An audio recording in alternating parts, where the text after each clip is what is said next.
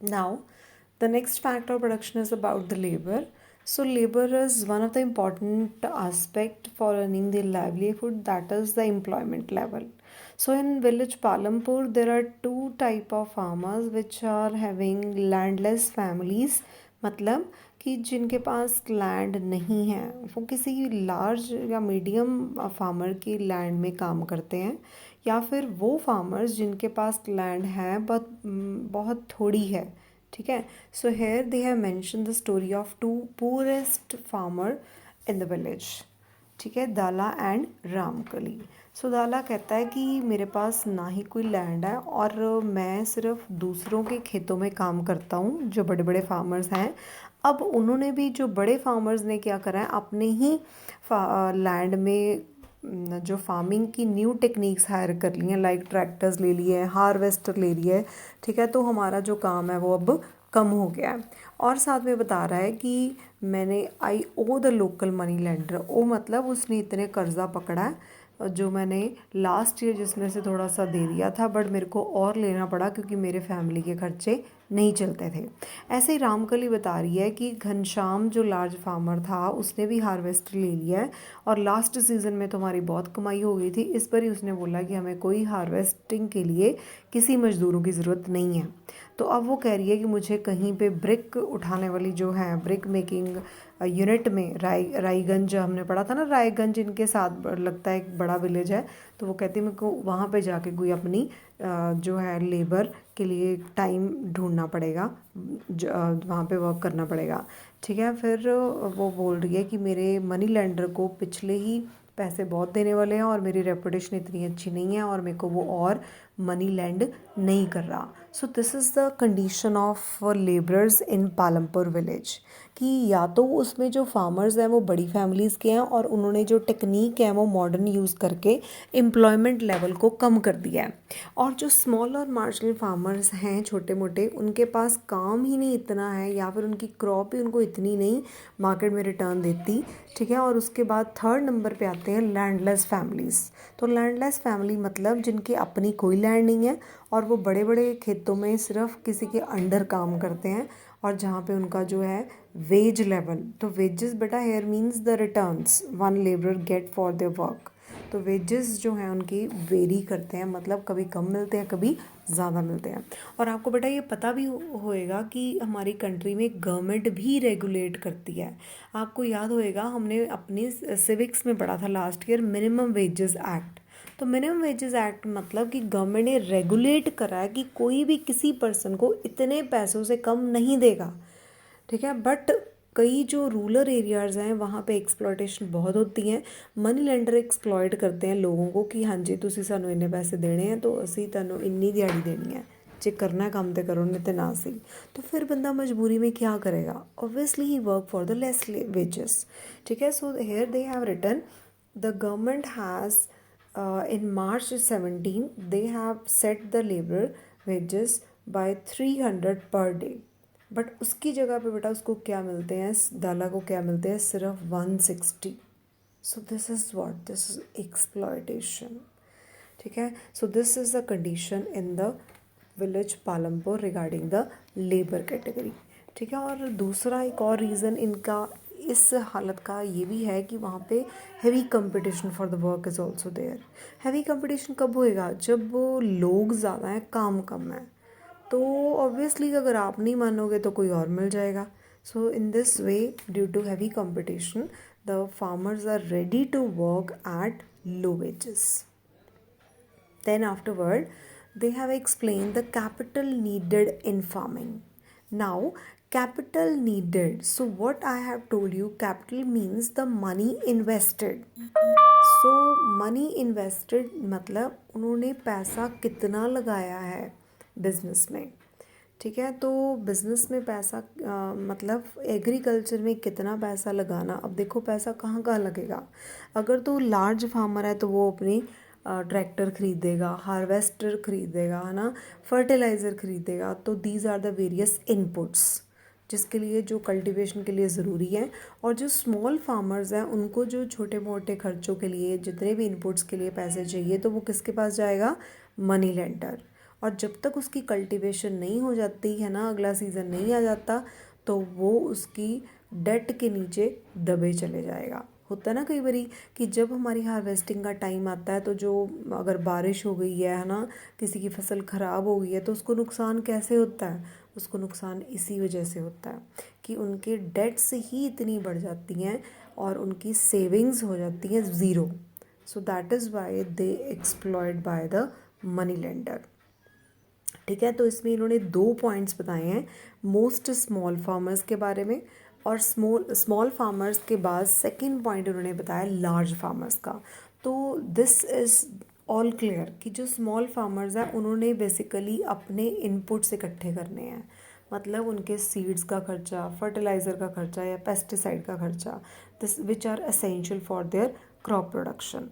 But जो farmers, large farmers हैं, उनको क्या चाहिए?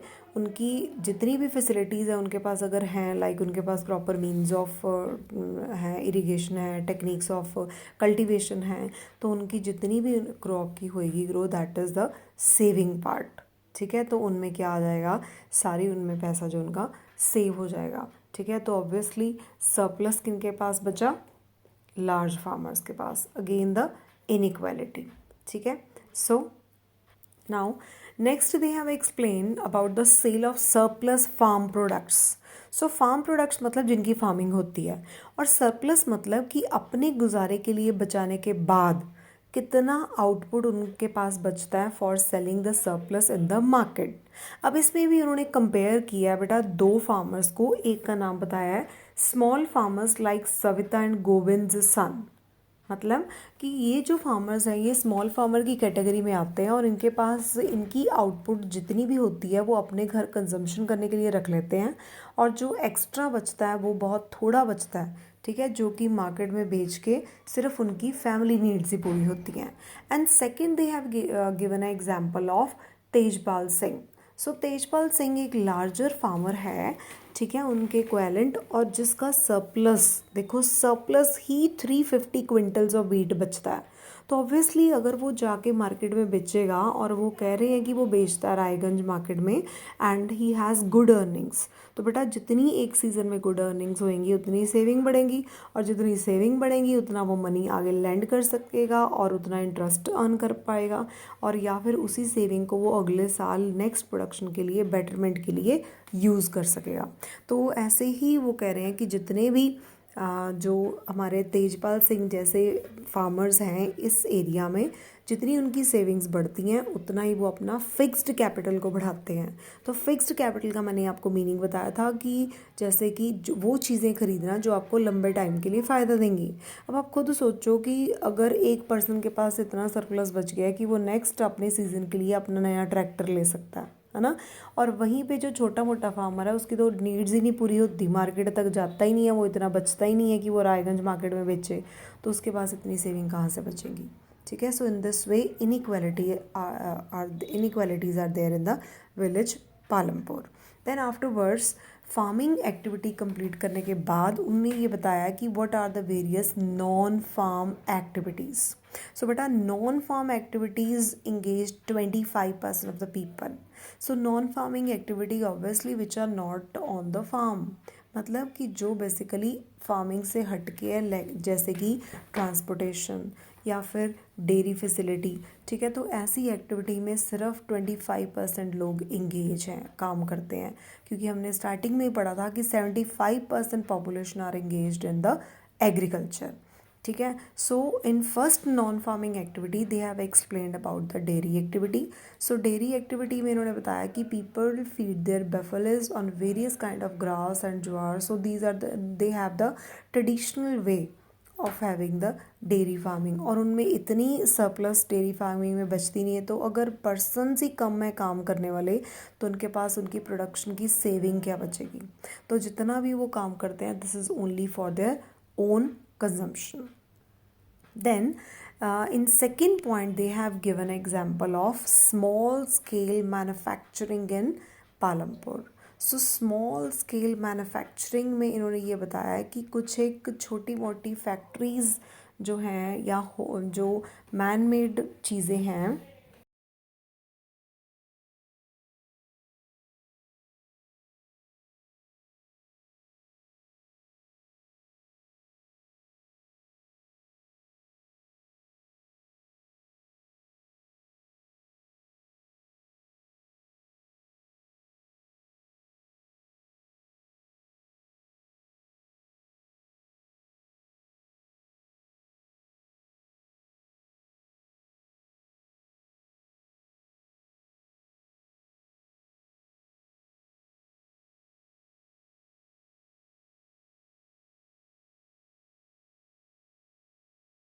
इसमें उन्होंने एग्जाम्पल दिया है कि एक farmer, these are the Mishri Lal, उसमें उन्होंने बोला है कि वो एक mechanical sugar cane crushing machine. So बेटा स्मॉल स्केल मैन्युफैक्चरिंग का मतलब ये है कि छोटी मोटी कोई प्रोडक्शन करनी है, मतलब कोई रॉ मटेरियल यूज़ करके उन्होंने कुछ ऐसी चीज़ें बनानी है जो अपने ही एरिया में सेल हो जाए। ठीक है, तो ऐसे ही मिश्री लाल की एग्जांपल है कि उसने एक शुगर केन क्रशिंग मशीन खरीदी है। ठीक है जी, जिसको वो इलेक्ट्रिसिटी से चलाता है, मतलब कि वो समहाउ सेमी ऑटोमेटिक है, जिससे वो क्रशिंग करके जैगरी बनाता है, गुड़ की प्रोडक्शन करता है और वो जाके सोल्ड करता है ट्रेडर्स एट शाहपुर। तो शाहपुर भी हमने पढ़ा था ना कि साथ लगता है एक टाउन है। तो जिस चीज़ को उस आउटपुट को बेच के उसको थोड़ा बहुत क्या हो जाता है, प्रॉफिट। सो ऐसी छोटी मोटी एक्टिविटीज़ जो हैं एक विलेज में हो रही हैं, इसके अलावा बहुत सारी डेवलपमेंट नहीं है।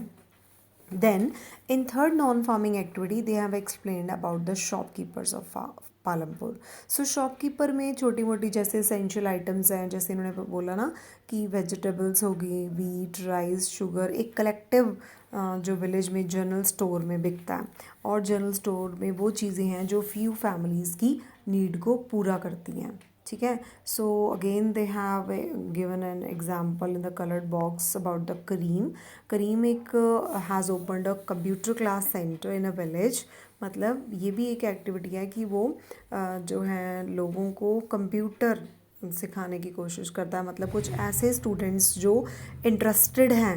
ठीक है, तो वो इस चीज़ को वो स्टार्ट कर रहा है, और he bought computers and setup the classes in front of room of their houses overlooking the market. मतलब कि वो जो हायर स्कूल स्टूडेंट्स हैं वो सो दैट गुड मार्क्स लेके आ सकें, उनके लिए फर्दर जो हेल्प करता है, प्रोवाइड करता है bye learning them the computer. Then in the fourth one we have the transport. So transport, you all know about the transport, और basically जो रूरल एरिया है उसमें सारी ट्रांसपोर्ट फैसिलिटीज़ सेम नहीं होती as in the urban areas. They have explained, they have the road connecting Palampur to Raiganj. So the transport facilities are like rickshaw wala, tonga wala, jeep, tractor, truck driver. So somehow they are not fully developed according to the transport point of view. So यहाँ पे बेटा एक example दिया है कि किशोरा is a farm laborer. Like other such laborer, Kishora found it difficult to meet family needs. A few years back, Kishora took a loan and was government program and cheap loan. Kishora bought a buffalo, and with this money he now sell buffaloes milk. Then he attached wooden cart. तो ये उन्होंने एक example बताई है कि जो लोग progress करते हैं, जैसे कि इसमें किशोरा की एग्जाम्पल बताई कि वो एक लेबरर था, उसने क्या किया, थोड़ा सा लोन लेके एक बफेलो ले ली और पहले उसका दूध बेचना स्टार्ट करा, और उसके साथ उसको थोड़ा सा प्रॉफिट होना स्टार्ट हो गया तो उसने एक वुडन कार्ट बनाया, मतलब छकड़ा सा बनाया, जिसको वो अब यूज़ करता है एज ट्रांसपोर्टेशन फैसिलिटी। जिसमें वो क्या करता है कि अगर कोई साथ वाली जो मार्केट है या साथ वाले एरिया में अगर कोई सामान लेके जाना है किसी का, जैसे लिखा हो ना लोड ऑफ जैगरी और अदर कमोडिटीज़। सो कमोडिटीज़ मतलब चीज़ें, एंड लोड ऑफ जैगरी मतलब किसी का अगर कोई सामान उठा के हमने मार्केट तक लेके जाना है, और वो इसी तरीके से वो अपनी लाइवलीहुड को अर्न करता है। So in this way they have explained the condition of village Palampur according to the two basic farm and no